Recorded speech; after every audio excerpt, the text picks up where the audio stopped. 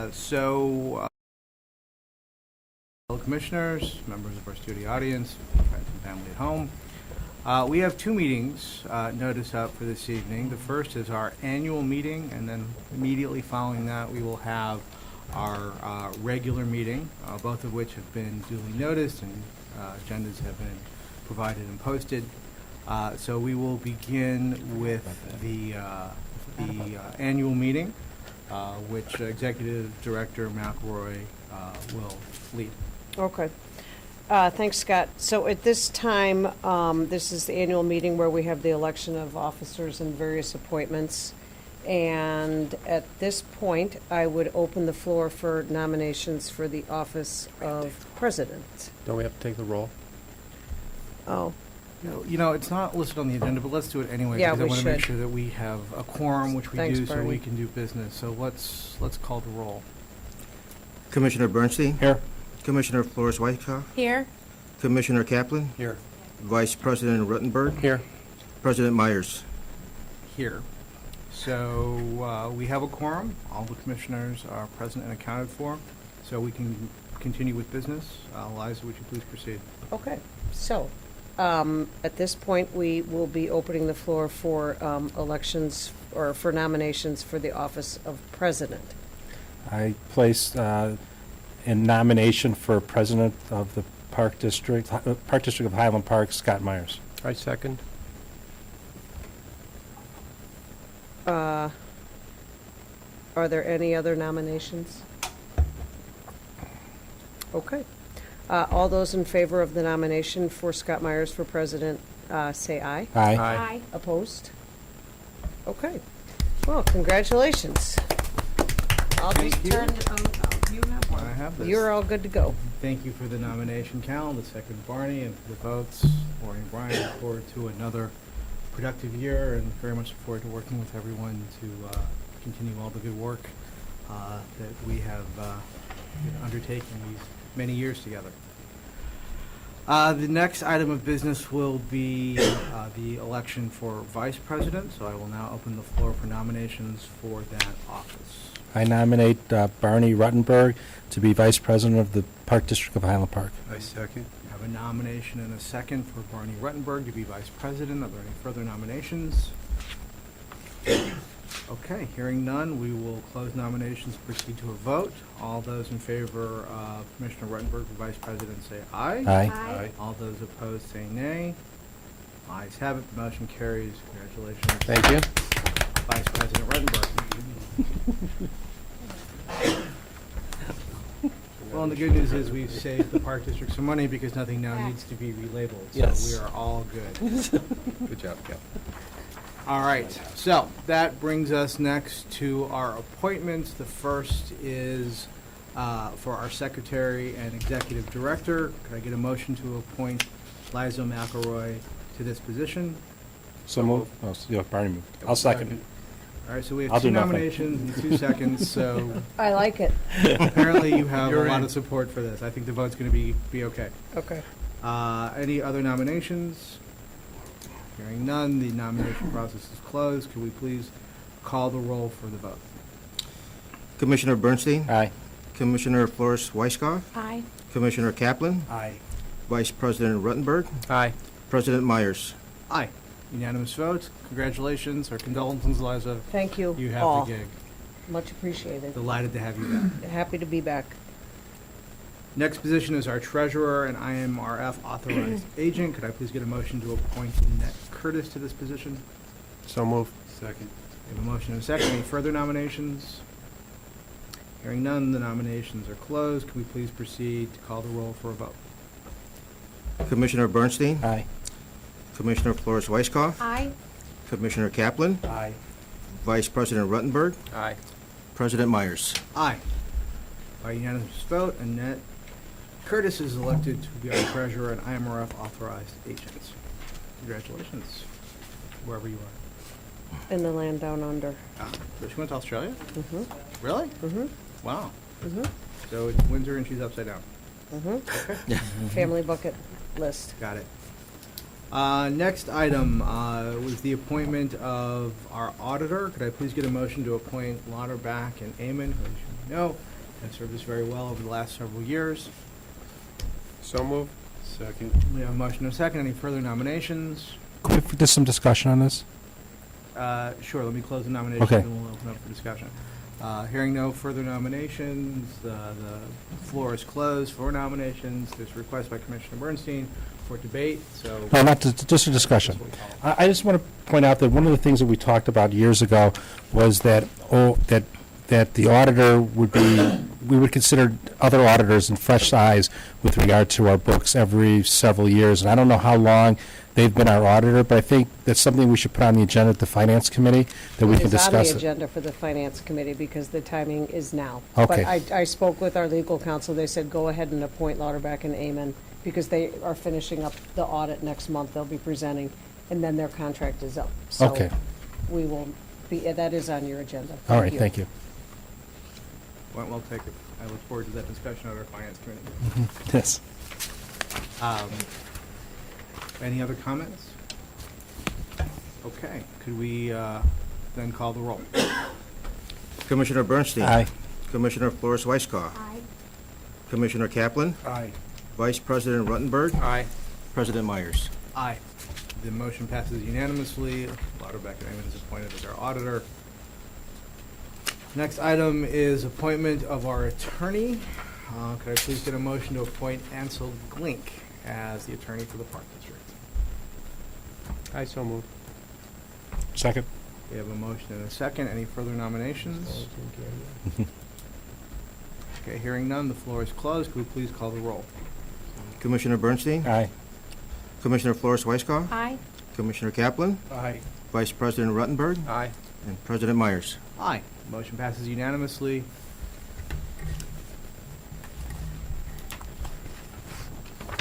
You'll tell Rob the good news? I certainly will, I assume he was sweating this one out. and Ron as well. All right, well, that concludes our electoral business for this particular meeting, but I will open it to the public to address the board if someone would like to speak. If you could just stand up, state your name and address. Andrew Marwick, 442 Coburn, Deerfield. I've been a member of the Highland Park Rec Center, as David knows, for about 5 years now.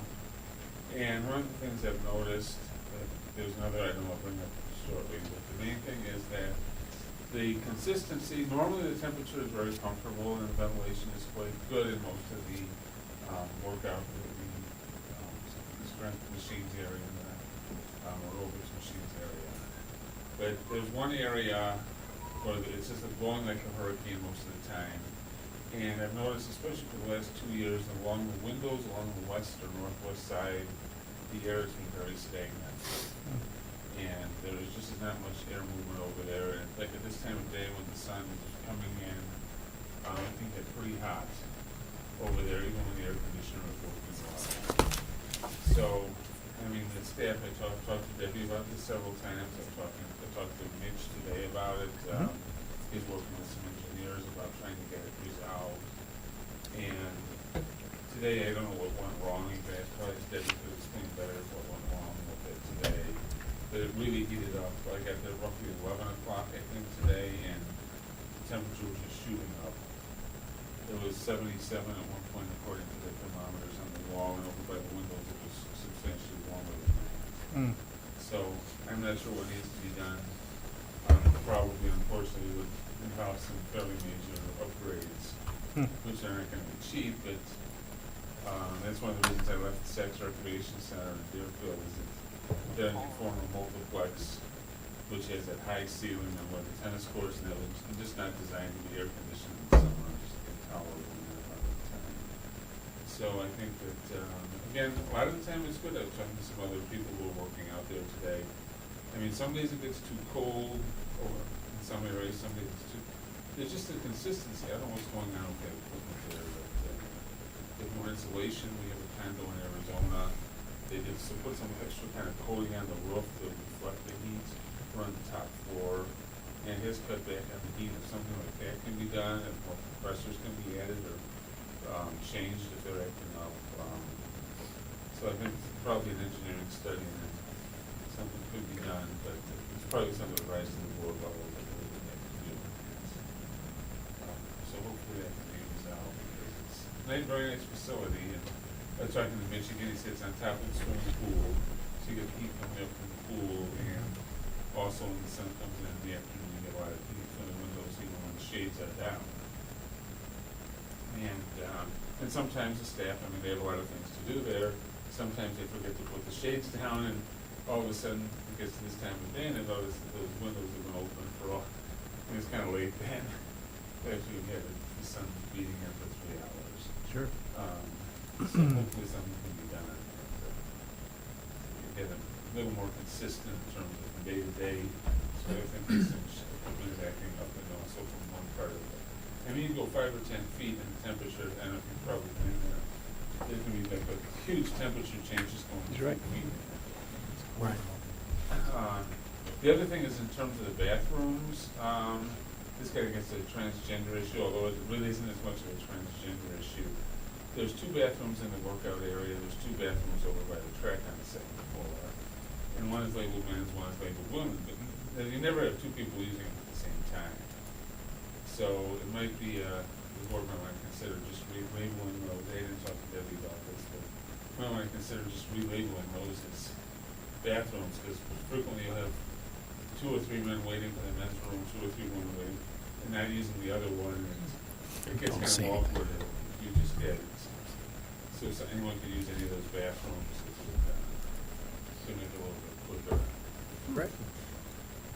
Thank you very much for bringing these to our attention. Always good to get feedback from the people that actually are there, are using the facilities. I know that the facility is really near and dear to the commissioners' hearts. Would anybody like to address any of those issues? He's right. Okay. I think it's cold above the ellipticals. Okay. But it's something we can look into when we look into everything else. We're trying to do that, or hopefully trying to do that. Maybe like on with that stair climber, it's like a hurricane is blowing on you. You go 10 feet away on the stationary bikes, it's a blast furnace. It's something to But think of all the resistance you get. So- You can attach parachutes to people. Thank you. We will certainly circle back with the rec staff and see if we can get our arms around what the issues are and see what we can do to try and get those addressed. So, again, thank you for making us aware of the situation. And that's actually a very good comment regarding the restrooms, also on the floor and in the track area. So that's something that the staff would look at that also. That'd be appreciative. Yeah, I suspect that maybe one being a solution across a wide variety of facilities, like a lot of men's rooms and women's rooms, just become bathrooms. So we'll see where that Yeah. leads us. We have that at the pool already, don't we, with the family We have washroom? family changing Yeah. rooms. Yeah. Okay, anybody else from the public care to share anything with us? You'll have another chance at our next meeting, so, which will be in a matter of seconds, really. Okay. Thank you very much. Could I please get a motion to adjourn our annual meeting? So moved. Second. Okay, all in favor? Aye. Aye. All opposed? Ayes have it, motion carries. We are adjourned from our annual meeting. Congratulations. Thank you. You're out of here. Okay, well, Okay. I responded in, didn't I? Yes. We can talk about how to deal with that later. Just easier. we have the other one of these. We do. Yeah. Great, For you? Thank you. All right, well, as long as we are all in the swing of things, why don't we call to order the actual board meeting of the Park District of Highland Park at 6:24 p.m. on, wow, I don't even know what, 24th? Mm-hmm. I noticed that it is not on my agenda. Today, the 24th. Can we please call the roll? Commissioner Bernstein. Here.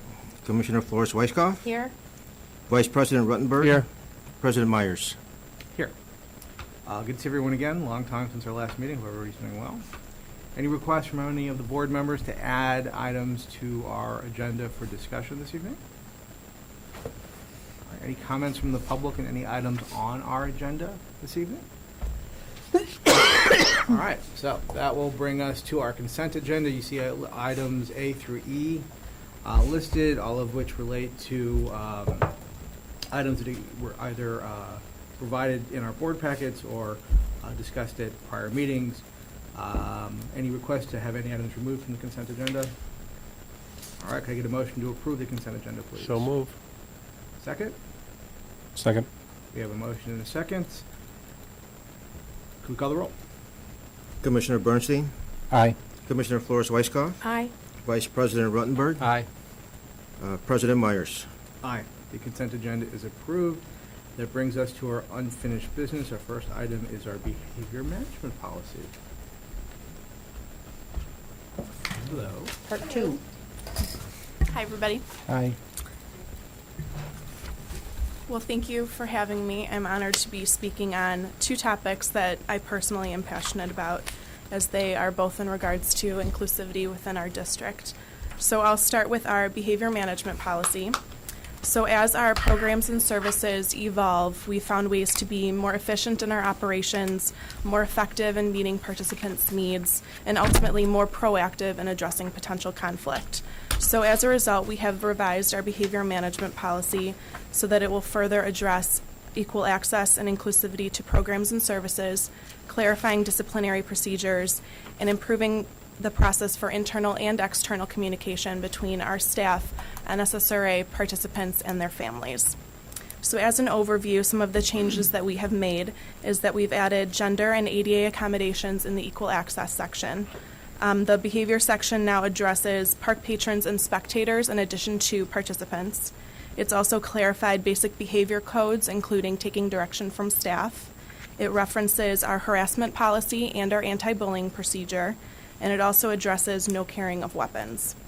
In the discipline procedure section, it clarifies a lot of communication procedures, specifically ADA accommodations and communication between the park district, myself as the NSSRA liaison, and parents and their families.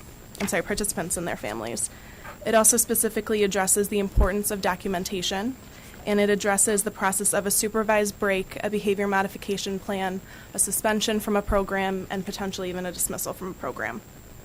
So this policy will be used in staff trainings and would be shared with parents and the participants of our programs. We reviewed this policy earlier this month at our workshop meeting, and it was recommended regarding this section when to contact the police to be further reviewed by legal counsel. So as a result, we've revised the policy to read as follows. If a patron makes a threat of hurting himself or others, staff will call the parent or guardian immediately. If the parent or guardian is not available, call the police and follow the internal chain of command. If a direct threat presents imminent danger to himself or others, the police should be called immediately, followed by a phone call to the parent or guardian notifying them of the situation. So that's now how the policy reads. Additionally, regarding discipline for all patrons, we've reviewed this section with legal counsel as well, and we've determined that due to the varying degree of behaviors that can occur in our programs, this policy now empowers our staff to follow the protocol, but also making sure that the solutions are appropriate to the situation. So at this time, staff is recommending approval of our behavior management policy. Excellent, thank you. Comments from the commissioners? I know we discussed this fairly extensively at our last workshop meeting, and vetted the policy thoroughly, had some changes which were nice to see incorporated, so thank you for that. I think excellent policy, and I plan on voting for it. I would like to move adoption of the behavior management policy as presented. Okay, do we have a second? Second. All right, all in favor? Aye. All opposed? Ayes have it, motion carries. Congratulations. Thank you. While we have you sitting with us, would Next. you mind talking to us about our transgender discrimination policy? Yes. So this policy is designed to create a safe and inclusive environment in which community members and patrons can be open and honest about who they are and feel comfortable using everything the district has to offer, safe from discrimination. It's important to note that this policy is to be used as a guideline and that each situation that occur would be evaluated on a case-by-case basis. The policy outlines some definitions not to label individuals, but rather to assist in the understanding of the policy and the obligations of the district. So to briefly cover a few, assigned gender refers to the gender assigned at birth and is based on physical anatomy. Gender identity or affirmed gender is a person's psychological knowledge of their own gender regardless of how they were born. And transgender describes a person whose gender identity is different from their gender assigned at birth. So regarding some of the sections of this policy, for restrooms and locker room accessibility, individuals are allowed to use the restrooms or locker rooms that correspond to their full-time gender identity. Individuals also have the option of using family changing rooms or family bathrooms should they feel comfortable with a little more privacy. Regarding participation in our programs, individuals are encouraged to contact our executive director prior to registering or participating in a program, just to ensure a smooth and respectful process and to answer any questions that they may have. We also encourage individuals to register for programs or events in the name by which they live.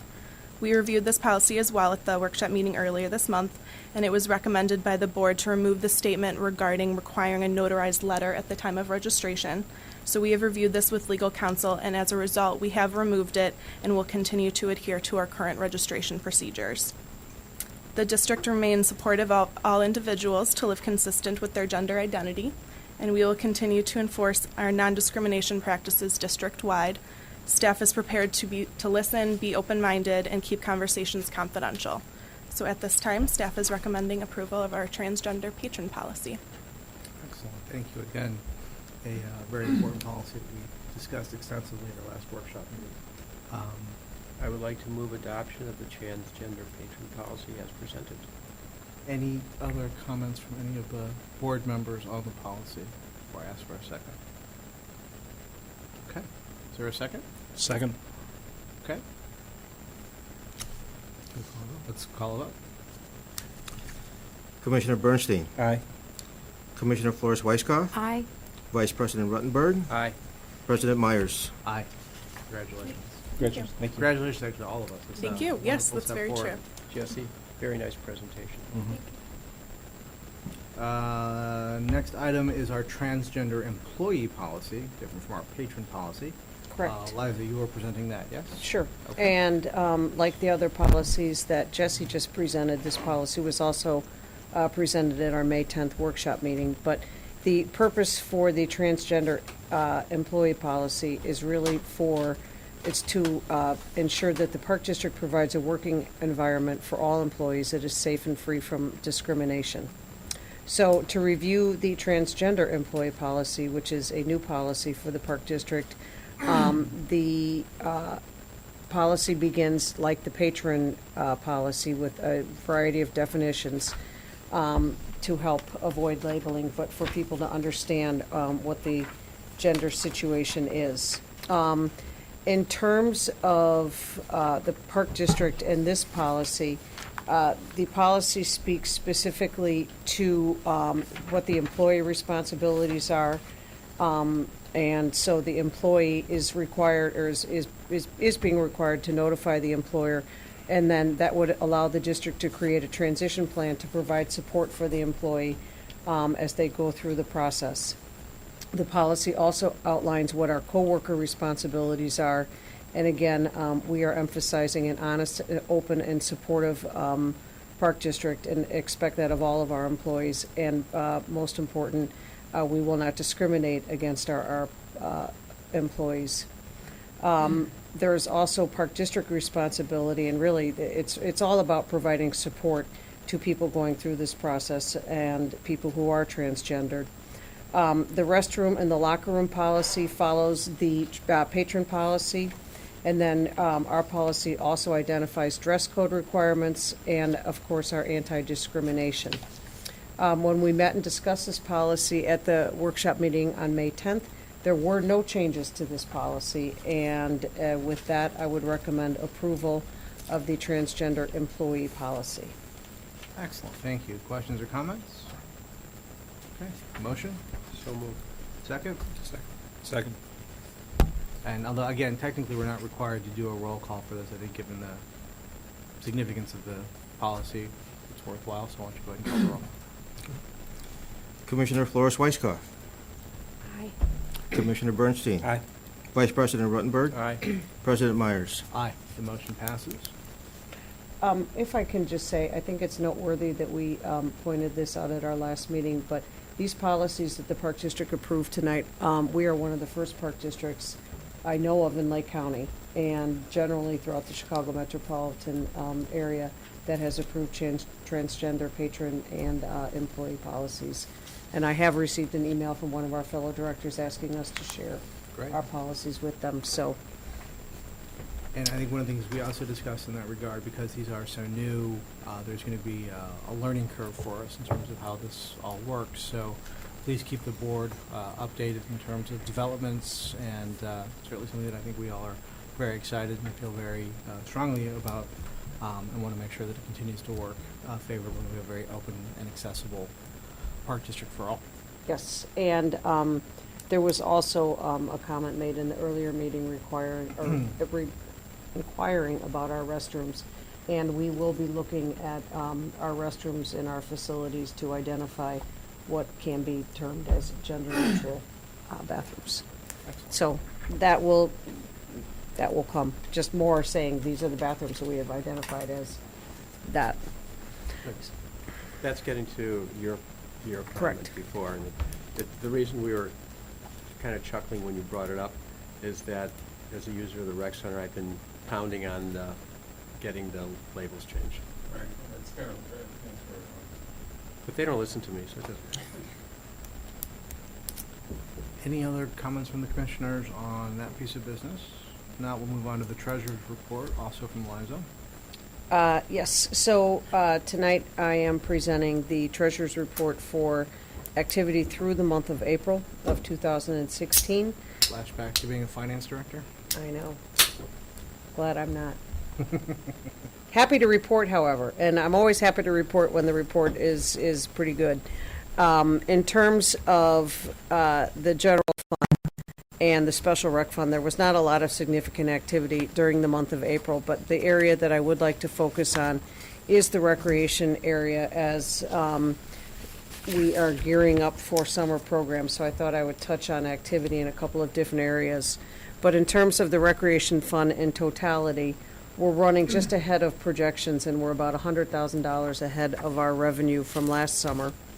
And I am happy to note, in spite of a really crummy April, that our early bird memberships at Hidden Creek, we have sold 58 more passes this year than we did last year. So with bad weather and good marketing, that's what you get. So that is a positive start for the pool. Deer Creek, our registration for our summer numbers through April are pacing a little bit ahead of last year, and our cardio and our private lessons are up 14% from last year. Sunset Valley Golf Course and subsequently as well the Highland Park Country Club, due to a really lousy April, rounds are down, subsequently revenues are down. Hopefully we rebounded everything with the beautiful weekend that we just had, because Lord knows what will come of Memorial Day weekend, but we really are in a weather-driven business, and it does dictate our successes and our not successes. So we will hope for good weather throughout, and hopefully we will pick up at Sunset Valley for May. At the rec center, membership still continues to be on the uptick. We're operating at about 3.2% better than what we had budgeted, and personal training still continues to be on the rise. Next month, during the June meeting, we will give you more accurate information, more numbers on camp registrations, because May is typically, we're doing some promotions to get final registration for both camps and summer programs. So that's just a snapshot of what's going on in the recreation area, and we'll be able to give you a fuller picture of what's happening next month. So that is it for my treasurer's report for you this evening. Excellent, thank you. Questions? All right.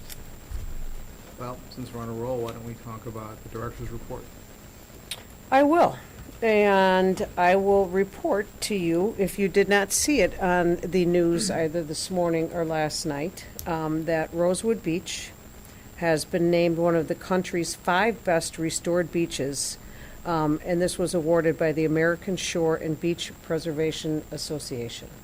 So, while there may not be a lot of familiarity with this association, this is a national award, and we are the only non-ocean beach to win this award this year. So, we have gotten some very nice press as a result of it. And I know that our Facebook page has been pretty much lit up with a lot of favorable comments. So this is just another honor for Rosewood that's really nice because it's beyond Illinois. And I think that it will result in an uptick in people coming. I think we're going to have another year of the curiosity seekers. You know, everybody here knows what Rosewood is all about, but there are people from surrounding communities who I'm sure will want to come and take a look because they did have some brief video on both channels 5 and 7, so people get a snapshot of what it looks like. So that's, it's great press for the Park District. And as we know that in January we won the Illinois Park and Recreation Association Award. Tonight, as we speak, the Chicago Building Commission is having their annual Best of Construction dinner.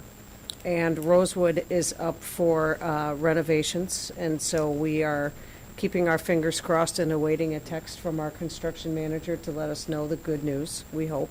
And then hoping for a clean sweep. The Architecture Awards take place in, I think Andy said it was June, so Woodhouse Tanucci will be submitting Rosewood with the Architecture Award, and of course W.B. Olson submitted Rosewood for the CBC Award, which we actually went downtown and made an extensive presentation, and we got to talk to some of the judges after, and it really is, this is not bragging when you didn't design it, you just sort of helped guide it, but it really is spectacular. I mean, every time I bring people down there and people see it, and Mrs. B is nodding her head, it's just incredible. So, staying on the Rosewood roll, the beach is open this weekend, or the beach opens this weekend, and Park Avenue opens this weekend. So at the workshop meeting, we came and gave you sort of an overview of all of the activities that are going to be taking place at Rosewood this summer. And you can check our website for more detailed information, but for those who enjoy a little outdoor recreation, we have had the sunrise yoga at Rosewood, which has been extremely well received, and so we are going from sunrise to sunset yoga. So we will continue to have sunrise yoga, but we are adding sunset yoga, and we will also be offering a boot camp down at the beach. And I know we had a teen boot camp this spring that was very successful. So it's a great place to work out if you don't like to work out and you need a little motivation. Just look up and it helps. In addition, to the beaches opening this weekend, you will enjoy our newly reconfigured parking lot, which will be much easier access for people with, so look for that. And then we talked about some amenities that we might be able to add with the limitations that we have in terms of storage and whatnot and the popularity of the beach. But one of the things that we're going to try this summer is we will be offering paddleboard rentals on weekends starting Saturday between 10 a.m. and 6 p.m. And in addition to that, we will be serving, I'll call it weekend coffee at Rosewood between the hours of 8 and 10. Our new concessionaire, Hell's Kitchen, will be providing coffee and maybe some pastries, something like that. So after you have your sunrise yoga, you can go and get a coffee, or if you feel like taking a walk. So those are just some things that we are doing to provide just a nicer experience at Rosewood. We also have sort of put on a phase 2 of the playground. Our playground that was installed originally is really designed for kids who are 2 to 5, and we have just completed installation. The shade structure is in progress. The shade structure won't be up this weekend, but it is coming up over the course of the next week or two. So that will be completed, and then there are just some other physical components that have been addressed, but we do look forward to a good summer. I think that we had our first, I attended my first training of summer staff last night, and one of the messages to our staff is you kind of forget that last year happened, and this is really our first year of Rosewood. We worked out all the kinks, but this is the year where the rubber's really going to meet the road. I think none of us are meteorologists, but we all believe it's going to be a hot and dry summer, and it's going to be a busy summer for the pool and for the beach. So we've got them ready to go, and speaking of the pool is ready to go. Last year, we did a lot of cosmetic work at Hidden Creek, and I think the people really enjoyed the new water feature. So hopefully they'll be able to enjoy it more this summer with better weather. I mentioned that we do have a new food concessionaire who will also be serving at Hidden Creek and at Sunset Valley. And if the responses from the folks at Sunset Valley are any indication, Hell's Kitchen is back, and we are really happy to have them as our food vendor. Staying on the Sunset Valley mode, we had a tour of the golf course last week, and for those of you who haven't had a chance to get out yet because the April weather was so poor and you just haven't dusted off your clubs yet, we did suffer a lot of tree loss, and I know that Cal over there who plays has seen it. But by the same token, the tree loss is resulting in where we had shaded areas. Grass grows better when it's not all shady, and so just the clearing out of some of the areas and some of the things that the golf staff have done to try and provide a more consistent experience for the golfer is really tremendous. So we are looking forward to the Sunset Valley transition, and I'm going to take a time out for a second and ask Dan to come up and just give a brief overview on what's going on with the golf course renovation project. Good evening. How are you? Thank you. So we thought it would be a good opportunity to provide the board with an update on the golf renovation project. As you know, we're currently in the design development phase of the project, which started in March and goes through July. Anticipated end date is July 15th. After that, we'll go into a construction document phase that will last until August. Then we'll do bidding and negotiation in the fall and hope to award the contract for work at Sunset Valley at the end of this year in December. So that said, in regard to the design development phase, the way that we designed it is we really wanted to gather a lot of information from the public. And so we engaged the Golf Advisory Committee.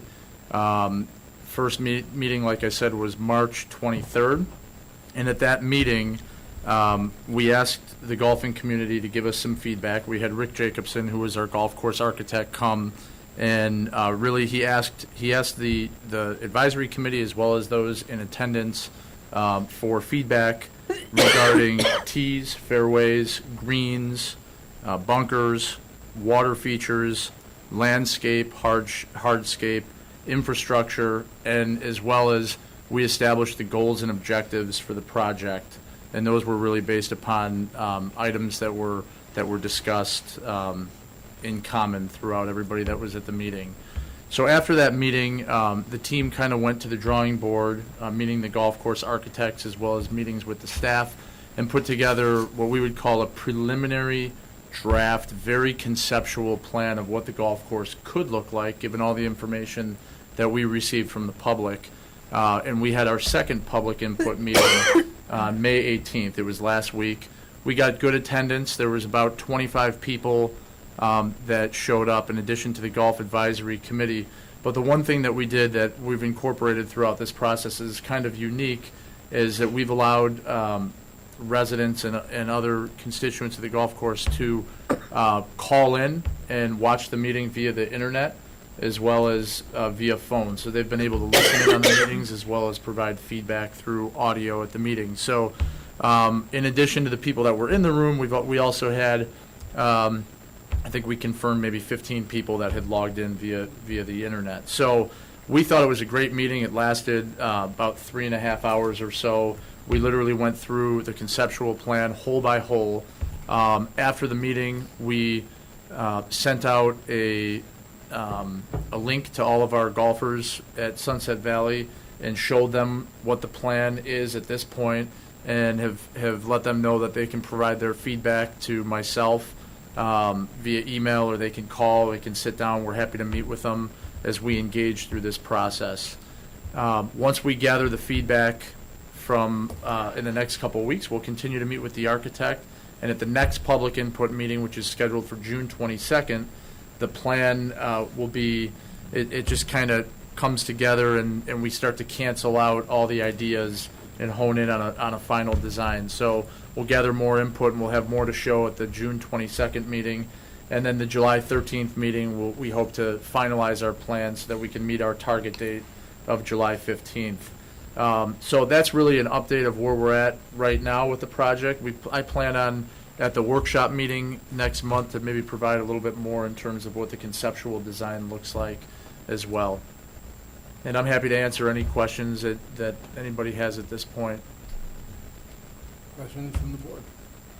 I just have a couple comments. I was there with Barney. Commissioner Ruttenberg was also there, and Commissioner Kaplan were there at the meeting. And it was an extraordinary meeting, as far as I'm concerned. And I've been on the park board for a long time right now. It was exciting. It was you could feel the energy from both the public and also from the staff from the public, the staff members, and also our consultants. And it was. I guess the word I came out of it was really cool meeting, and it was a lot of fun. Not only that, and especially someone who's a novice at that, it was wonderful to watch the professionals in actions and transform something that we've seen over the years into something that is transform will transform that course into one of the permanent municipal courses in the area. I just want to mention a couple things. Number one, in addition to everything we've done, this is also being posted. It's on the video screens at the golf course in the clubhouse. They have the slideshow going of all of the different designs and different ideas with regard to all the holes. And my preliminary feedback, and I haven't had an opportunity to share with anybody on the board or with staff, is the feedback I'm getting, because I was at the course twice over the weekend, is I think we must be on the right track, because I had people come up to me and tell me that we're doing too much to the course, and I had people coming up to me telling me we're doing too little to the course. So I think, based on the feedback that I'm hearing from both sides, I kind of think that we're trying to find that middle ground. And I'm really excited to see how this process evolves and where we are a month from now or 2 months ago. And I look forward to working with everybody on the board and to having this vision become a reality. Excellent. Very exciting. Yes. Anyone else? Well, yeah. I am not a golfer, and I went to the meeting to try to understand what we were doing and what the ball in the hole.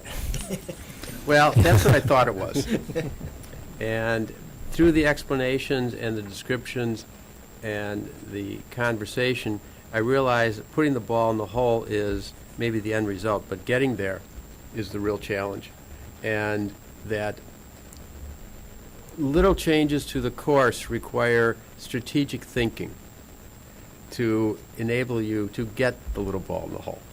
And this was quite an eye-opener for me, and that's why I can certainly appreciate the work that's being done and the changes that are coming for the golf course. And I really now understand some of the attraction, not all of it, some of the attraction that golfers have to the sport. So I thought it was a great meeting from that perspective for me as an educational experience. Excellent. Well, we look forward to hearing more, and you'll provide. I think this is a great idea to provide the updates for the board, so we can keep this on the agenda as material events unfold. And I know that I think it was Commissioner Ruttenberg asked for some financial breakdowns as well. We haven't forgotten about. We'll provide that next month.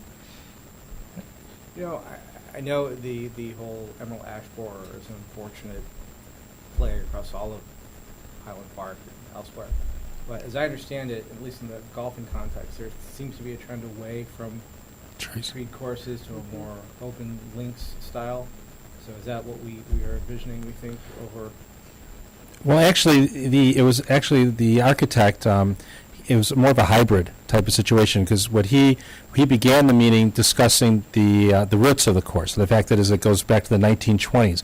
He showed us the logo that existed in the 1920s and how somehow incorporate that logo into moving forward, because there is a lot of history at that course, and it is a traditional wooded course. I forgot the name of the architect that he mentioned at the Donald meeting. Ross? Donald Ross, yeah, he mentioned Donald Ross, and what he envisioned is kind of create a hybrid, which you still have the history history and the tradition of a tree-lined course, but also opening it up and doing some other interesting elements. And that's really where the fine line he'll be walking. So, you know, you don't want it to be gimmicky. You want it to, like any other renovation, you like it to feel like it's been there for years, for decades. And that's the challenge that he's dealing with. So I think it's not going to be one way or the other. I think they'll be applying it based on what the topography of the land is and how the course lays out, what he'll do on specific holes. I mean, for example, you know, we discuss, you know, there's a lot of, it's on a floodplain, so it's a real challenge to make sure that the grass is able to grow and also thrive in all kinds of weather. And one of the things that he's talking about is moving things around to allow that to happen, so we don't have situations, I'm not going to talk golf lingo right now, but like have second shots that are always wet because you're in the floodplain, because it's a depressed area. So they're trying to do things like build up those areas where you traditionally land, that those shots will be dry and not wet. So there's a lot that's going in here, but I think at one point we'll have the golf course architect come in front of the board and describe what his vision. We're not there yet because it's a little too early in the process, but I'm guessing sometime in June or July, I think that it would be at a point where we should be, where he could come in here and tell you what his vision is. And I could tell you this, people were listening to him, and people on the golf advisory committee, some veteran golfers and some really accomplished golfers, from the high handicap people to the low handicap people, and all those people were very appreciative, but also very excited about what he was proposing for the course. So I highly recommend anybody who's listening to me and anybody who's on the board, look at the slideshow that's on our website. Talk to our professionals over at called Dan, or talk to our professionals, either Cole or Rob at Sunset. You know, give your feedback, because the more feedback we get, the better. And we're at the design stage, and therefore we're trying to get as much information from our golfing community as possible, because, you know, we have one shot at this, just like we had one shot at Rosewood. I mean, we have one shot of making this right, and that's what we're trying to do. Just for the record, after that meeting and we put the slideshow out and we put it on the website, we've received a lot of feedback. I've gotten a lot of emails of commentary, and people have left stuff at the golf course, which has been great. So, Fantastic. Yep. Love the process, looking forward to the outcome. So thank you both for your service in that committee. That will be very, very significant. Okay, anything else on golf? that's it. Thank you. Okay. Liza, anything else on the report? No, the only thing I wanted to clarify was that both Hidden Creek and Rosewood will be open weekends only, this weekend and the following weekend, because school is still in session for most, and then we open 7 days a week, a week from Memorial Day. Except for lap swimming. I'm sorry? Except for lap swimming in the morning. Right. I'm sorry, we'll be open for lap swimming from 5:30 to 10 regularly. When you say open, it's swim at your own risk? At Rosewood, yes. At Hidden Creek, we're closed. Closed We have bar. no staff, yeah. No, except in the mornings for lap swimming. At Hidden Creek, let me clarify. Yes. Sorry. Hidden Creek, we will be open 7 days for lap swimming from, I think it's 5:30 to 10. Right. There will Yes. be staff, and it will be safe. Mm-hmm. And then we are closed during the week. We will be open at Hidden Creek this weekend, regular hours, I think it's 10 to 7, Saturday, Sunday, and Monday. Closed after lap swimming during the week. We reopen next weekend, and then the following Monday, we're open 10 to 7. Yeah. Okay? I think And that, Rosewood is open in the sense that you can drive over or walk over, Right. park, go down to the Yeah. beach, but in terms of... Rosewood is always all access, Right. right? But But you will have lifeguards on staff. on weekends only, same schedule as the pool. And But that you can would swim be at your own risk. All summer long, weekends only lifeguards? No, once a week from Monday. I think it's June 4th, we go full staff 7 days a week. We went early this year. I think Yeah. a week early. We did. We opened Rosewood a week early. Yeah. Because people love it and they want to use it. The award-winning beach. The Highland Park. national award-winning beach, yes. That's my next comment. Are we going to put that on our website, that we're now calling it the award-winning Rosewood It Beach? is. It's over up there? Yeah. We got it. And you'll keep us updated on the other awards that are outstanding? I will. Be very I will exciting. indeed. And they will be on our website and on our Facebook page and everywhere else that we can think about it. Scott, I just have one comment. Yeah, please. I'm looking at the numbers. I mean, they're strong throughout the district, but I've noticed there's been a significant drop-off in art and dance during winter and spring, and I was wondering if we can get some type of feedback. I guess some at our next meeting, at our next workshop, someone come back and try to explain the drop-off in those two areas. Happy to. I would like to make an observation at Rosewood. Last year, we were amazed when, I believe they're called bank swallows, which are tiny little high-speed birds, were digging nests into the embankment along the ravine, which caused quite a stir, I understand, among the birding community, because it's like the only habitat for miles. Then the birds went away over the winter, and they're starting to come back. Oh, really? And That's cool. This was, no one knew if that was going to happen, but I was down there the other day, and they were starting to come back. Cool. That's fantastic. And particularly for those of us who lived through the Rosewood Wars, the debate over bird-friendly glass and concerns that if they would come back, it would not end well for them. So to see that they have found a happy and safe place to nest that does not impact the class on the interpretive center. I think that's wonderful. I can't wait to talk to Donnie Dan about that. I know. Yes. Donnie Dan is chairing a committee because the city is going to have a requirement that public buildings need to be designed with bird glass now. How about So I that? just sent him some information about what we did at Rosewood, God bless Donnie. which he was on top of course. Yes, that's great. That is great. Anything else from? That's all from me. Anything else from the other commissioners? Okay. I'll open it again to the public. Anything else? You all good? What about it? That's on the agenda, Mo. I mean, excuse me, Mrs. Bernstein. We're actually very excited about Park Avenue Beach this summer. We've got a new relationship with the city. We will be providing boating services at Park Avenue Beach. The city will be managing traffic. As you know, it's their property. We're giving you traffic configuration with the closure of the West Road. And so the summer will be an experiment for all of us to see how that works. We look forward to working with the city, and we will be getting the boats in and out of the water, and they will be getting the cars up and down the roads, and we will see where that leads us. And I think the plan is, after having had a full summer experience with that, we will revisit it. Well, we'll certainly look at it continuously throughout the summer. We'll revisit it with the city at the end of the summer, and then make some determinations about what next year will look like. So I think we're all very, very excited. Did you have something else? Yes, one other quick issue. Remember about a year ago, there was quite a fight over in the other room about dogs at Rosewood Beach. I don't remember that. I've observed. One of the things is during the summer when it's busy, it's probably a good thing not to have dogs in that area. When it's crowded, people are going up and down the boardwalk area a lot. But in the winter, well, now it's in the summer, but in the winter, basically nobody goes down there to the beach from like sometime in October up until early May. And I think it would be appropriate, a lot of other areas from the Pacific of California to Santa Barbara to Galveston Island to Cocoa Beach to Hilton Head Island, these are all places I've been in last year, have variable rules at different times and different seasons. And the park board might want to reopen that at some point and look at the possibility of allowing dogs in that area when the beach is not busy. Instead of just a blanket year-round ban. Right. Okay. Thank you for revisiting that issue with us. Anyone else? Okay.